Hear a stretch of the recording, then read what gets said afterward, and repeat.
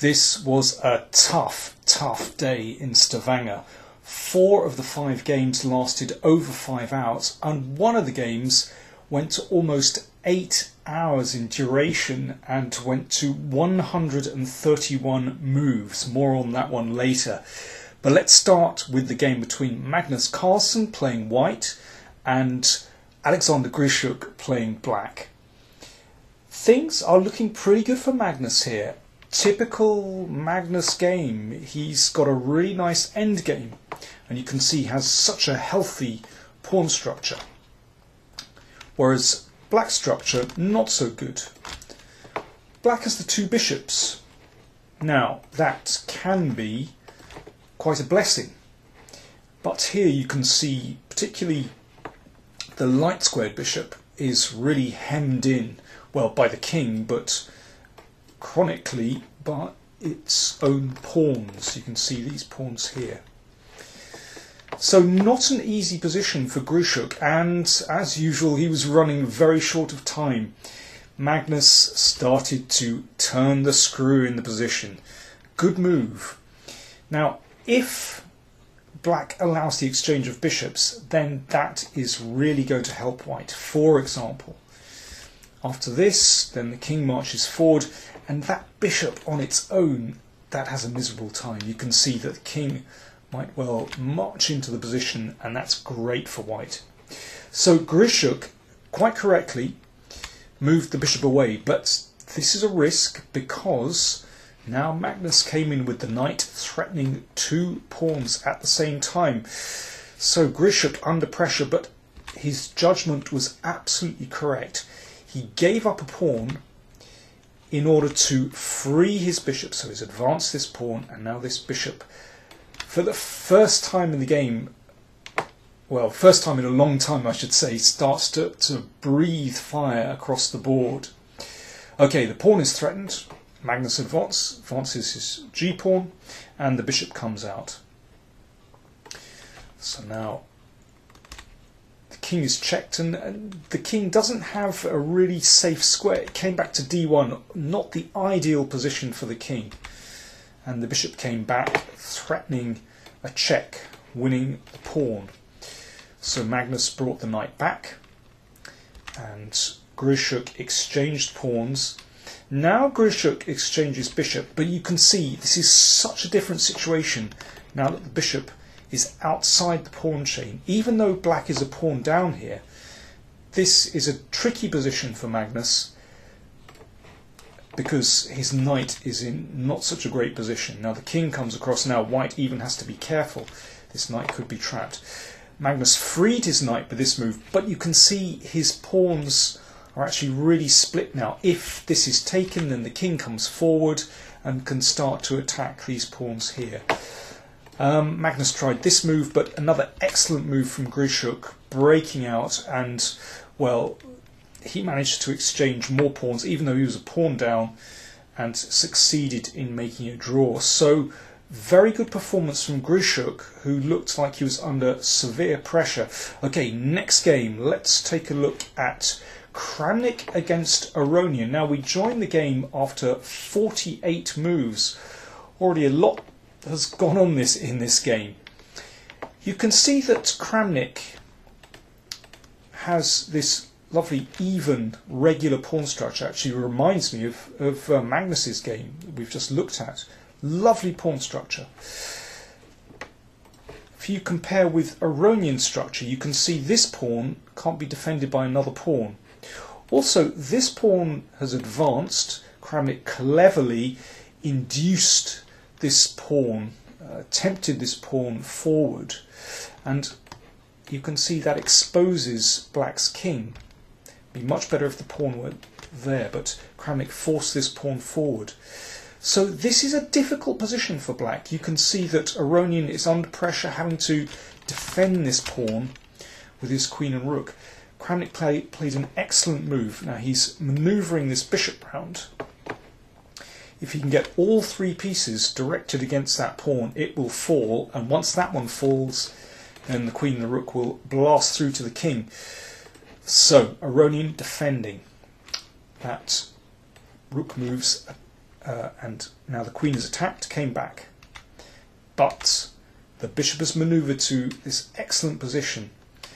And okay, the queen just needs to move across to threaten the pawn, and this will fall, and maybe this one will fall after Kramnik in control. Aronian had to react quickly here. He found a very good move. He advanced his pawn. Okay, this was taken, and now an extraordinary defence. He sacrificed the bishop. If this is captured, then the queen comes in, and actually, well, with this torrent of checks, white can't escape the checks. If the king comes out, then the rook joins in the attack. That could be disastrous. So actually, this will just be a draw. So Kramnik didn't take the bishop. Instead, he manoeuvred his queen in. Now, this is still very dangerous. He could bring the rook round to attack black's king. So Aronian defended extremely well. So that forced the queen back. Still looks very dangerous. White wants to take here. Aronian again defended brilliantly. First of all, the queen threatens a nasty check here. Kramnik preempted that by moving his king across. And here Aronian sacrificed his bishop, an extraordinary defence.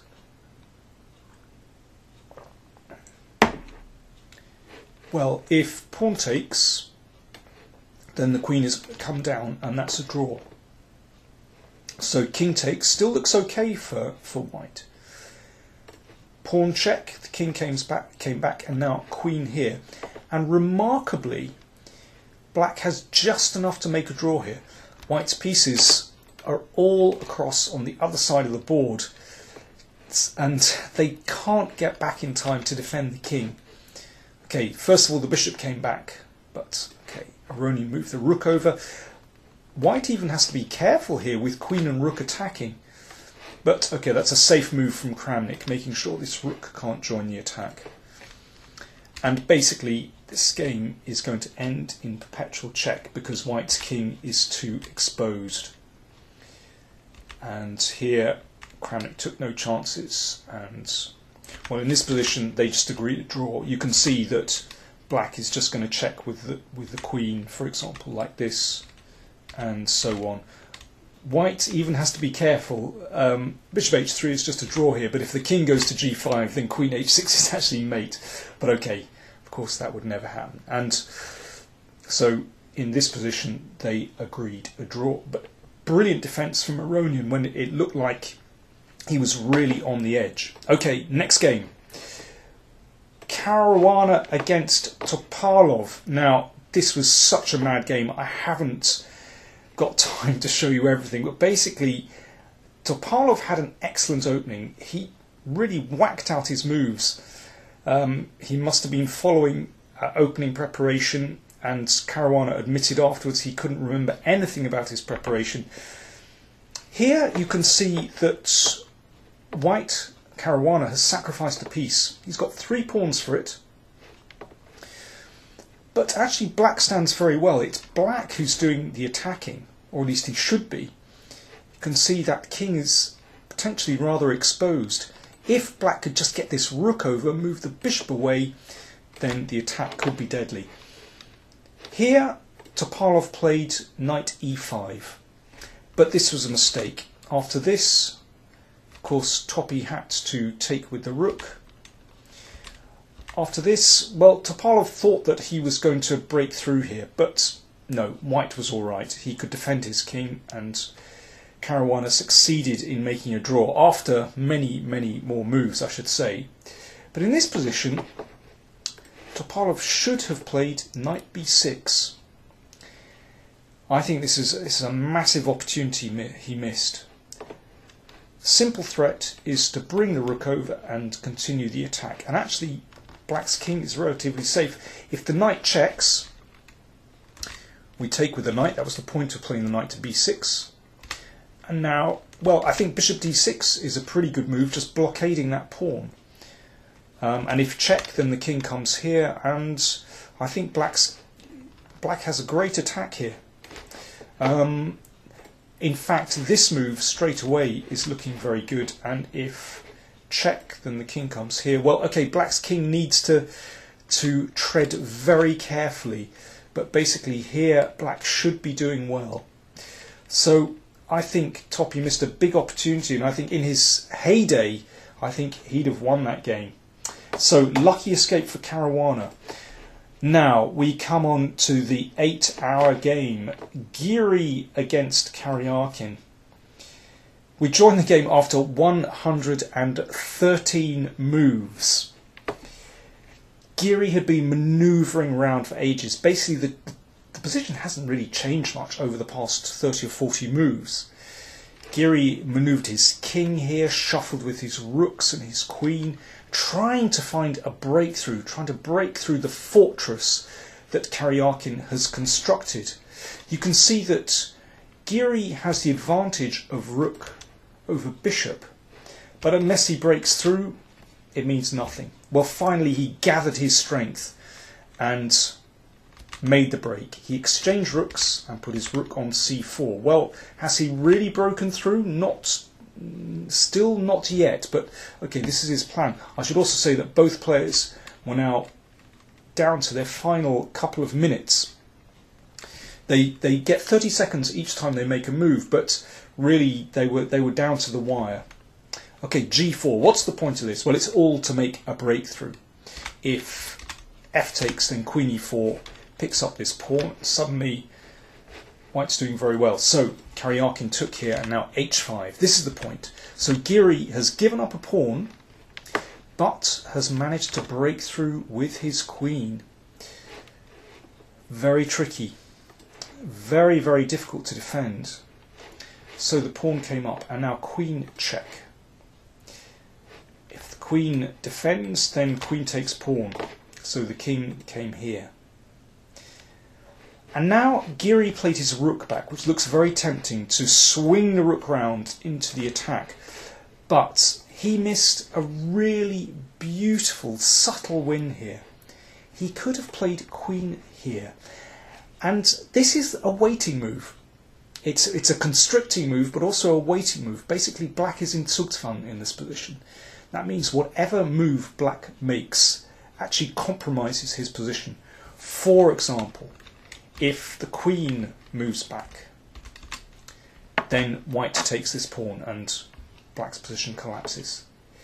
If the bishop moves, then we give a check, and then we take this pawn and the rook breaks through, and that's also the end. If the pawn advances, then the rook comes back, just controls this pawn, and again black just doesn't have any decent moves. For example, if the bishop comes here, once again we take this pawn, and well, now it's even going to be mate. It's such a pity Geary missed this move. It would have crowned his strategy. Instead, he moved the rook back, and then the queen came over. Now, if the rook comes across, then you can see the g-pawn can run, and the rook can't move up anyway because the queen will come down. So Geary checked back for a moment. So that stops the g-pawn advancing. And now Karyakin defended brilliantly. He advanced the c-pawn. Now, if this is taken like this, then the d-pawn advances. If it's taken with the b-pawn, the queen breaks through to the king. So Geary played rook takes, but now this allows a check, and now the queen has broken through into the position. And now we have a whole series of checks. Both players, well, each time they make a move they get 30 seconds, so it's a way of gaining a bit of time.